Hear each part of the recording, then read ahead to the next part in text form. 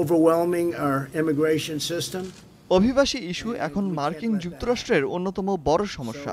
অনেক হয়েছে, বৈধ কিংবা অবৈধ আর কোনো অভিবাসীকেই আর আশ্রয় দেওয়া হবে না। মেক্সিকো সীমান্ত সফরের আগ মুহূর্তে ট্রাম্পের এমন আগ্রাসী মন্তব্যে স্বাভাবিকভাবেই ক্ষুব্ধ যুক্তরাষ্ট্রে বসবাসরত অভিবাসীরা।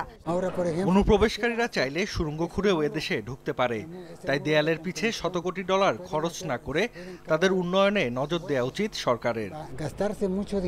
সীমান্তবর্তী শহর ক্যালেজিকো থেকে শুরু করে মেক্সিকালি পর্যন্ত 450 মাইল লম্বা দেয়াল নির্মাণের কথা জানিয়েছেন মার্কিন প্রেসিডেন্ট। এতে শঙ্কিত প্রতিদিন বৈধভাবে সীমান্ত দিয়ে চলাচল করা কর্মজীবী আর শিক্ষার্থীরা। যদিও সীমান্ত পরিদর্শনের পর ট্রাম্পের দাবি দক্ষিণ সীমান্তে দেয়াল নির্মাণে কল্যাণ হবে অভিবাসীদেরই। মেক্সিকো যুক্তরাষ্ট্রে অভিবাসীদের ঢল ঠেকাতে সহযোগিতা করলে আখেরে তারাই লাভবান হবেন।